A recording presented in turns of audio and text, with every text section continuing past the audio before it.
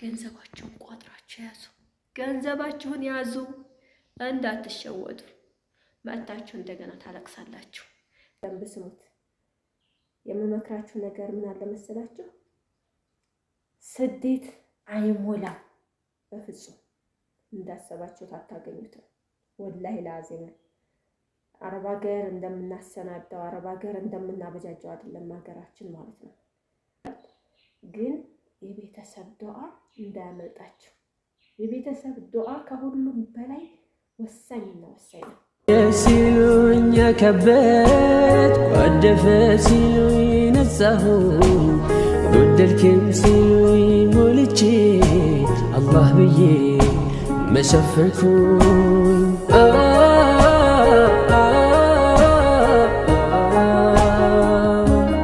አለይኩም ወራህመቱላሂ ወበረካቱሁ። ውድና የተከበራችሁ የመንሱራ ቲዩብ አድማጭ ተመልካቾች እንዲሁም ቤተሰቦች እንደምን አላችሁ? በያላችሁበት ሰላማችሁ ይብዛ።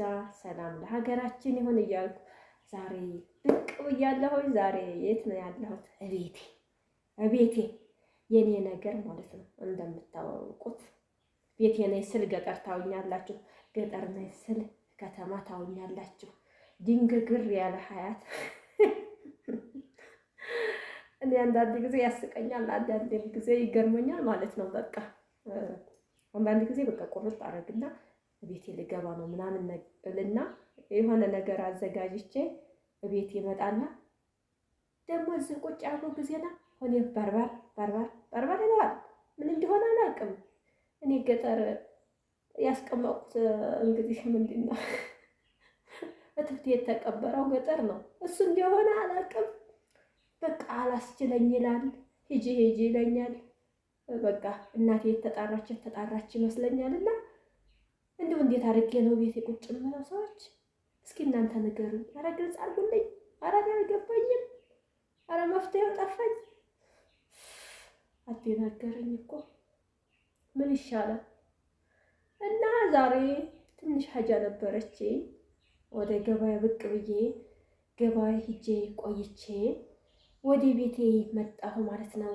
ወደ ቤተሰቦቼ እና ያው ጭር ብሏል።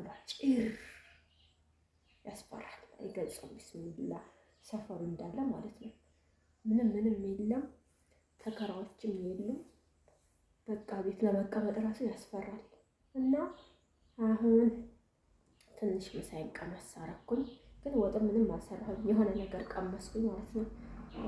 ሰዓቱ እንዳያልፍ ብዬ ያው ምሳ ሰዓት ስለሆነ አሁን ሰዓቱ ማለት ነው። እና ምሳዬን በላሁኝ እላችኋለሁኝ። እስኪ ዱአ አድርጉልኝ፣ ዱአ አድርጉኝ እስኪ ቤተሰቦች ስክን ብዬ ቤቴ ቁጭ እንዲል በቃ የገጠርን ህይወት እንዲረሳው እናንተ ዱአ አድርጉልኝ ማለት ነው። እንግዲህ ብዙ እህቶችም ለምን ቤትሽ አትቀመጭም? ለምን ቤትሽ አትቀመጭም? ገጠር ምን ትሰሪያለሽ? ገጠር ምን አለሽ? እያላችሁ እንግዲህ ምክራችሁንም ስድባችሁንም ጥሩ አስተያየታችሁንም እየተቀበልኩ ነው። እውነታችሁን ነው፣ ይገባኛል። ምንድነው ይቅርታ ጉንፋን ይዞኝ ነው። ምንድነው ቤቴ ያልገባሁበት ምክንያት ያው ባለፈው ራሱ የተናገርኩት ነገር አለ። ትንሽ አባቴ ስለሚያማቸው እነሱን የተወሰነ ጊዜ እንትን ብላቸው ብካድማቸው ባግዛቸው አጅር አለው። ብንከባከባቸው ለኔ ጥሩ ነገር ነው።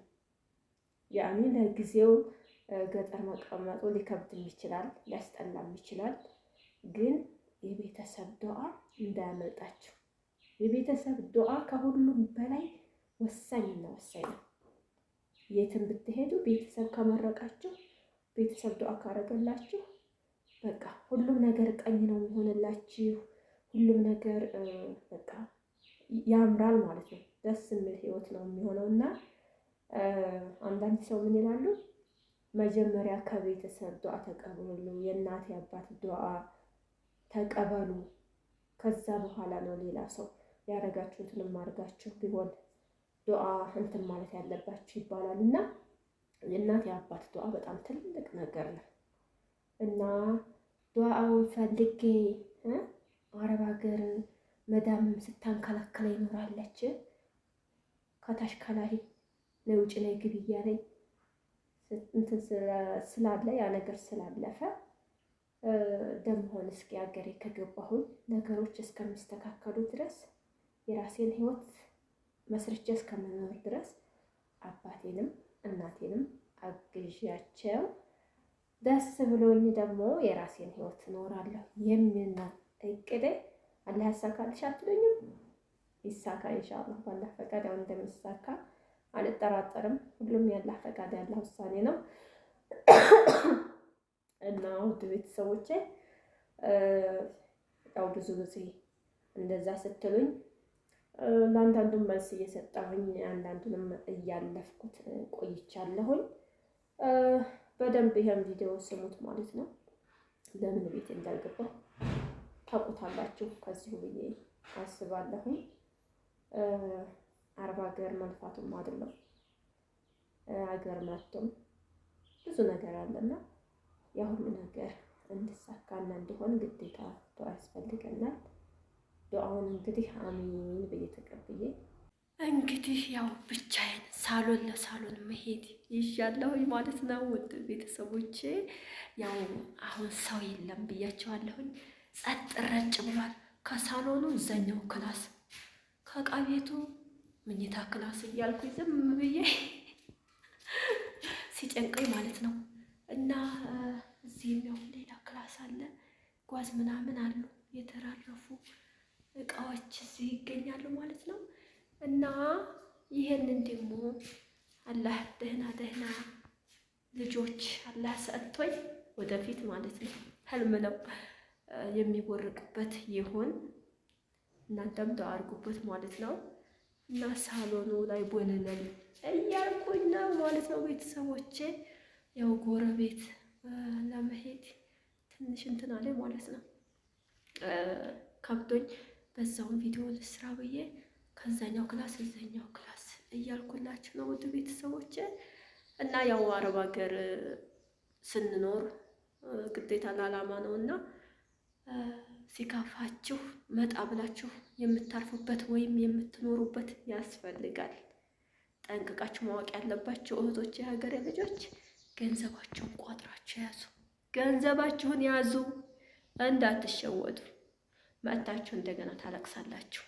ገንዘብ ካላችሁ ምንም ነገር አትጨናነቁ። ፈለጋችሁበት መሄድ ትችላላችሁ። ፈለጋችሁበት መኖር ትችላላችሁ። በቃ ሀገር ስትገቡ ማረፊያችሁ ያስፈልጋችኋል። ቢከፋችሁም ቢደላችሁም ቤት ልብስ ነው ይባላል። ሁሉንም ነገር ሸፍኖ ይይዛል እና የልፋታችሁ ውጤት ቁም ነገር ላይ አድርጋችሁ ሀገራችሁ ብትገቡ ጥሩ ነው ብዬ እላችኋለሁ። እንግዲህ ይሄ የእህትነት ምክሬ ነው። እኔም አሁን የሆነ ነገር ከፋ ቢለኝ ደስተኛ ባልሆን መጣ ብዬ ቤቴ ቁጥር እለዋለሁ አይደል እንዴ? እና እንደዛ ስለሆነ ነገርኳቸው። ብር እንዳታባክኑ ተጠንቀቁ። እና ገንዘባችሁን ሰራ አድርጋችሁ የሆነ ነገር ላይ ማሳረፍ ግድ ነው ሀባይቤ። እኔ ምክሬ ነው ለእናንተ ለቅመሞች ስለምወዳቸው ነው። እና ሀባይቤ እስኪ እናንተም ያሰባችሁት ሁሉ ተሳክቶ ደስ ብሏችሁ የሙራዳችሁ ሆኖላችሁ በሰላም ሀገራችሁ የምትገቡ ያርግላችሁ። ግን አንዳንድ ጊዜ የምመክራችሁ ነገር በደንብ ስሙት። የምመክራችሁ ነገር ምን አለ መሰላችሁ?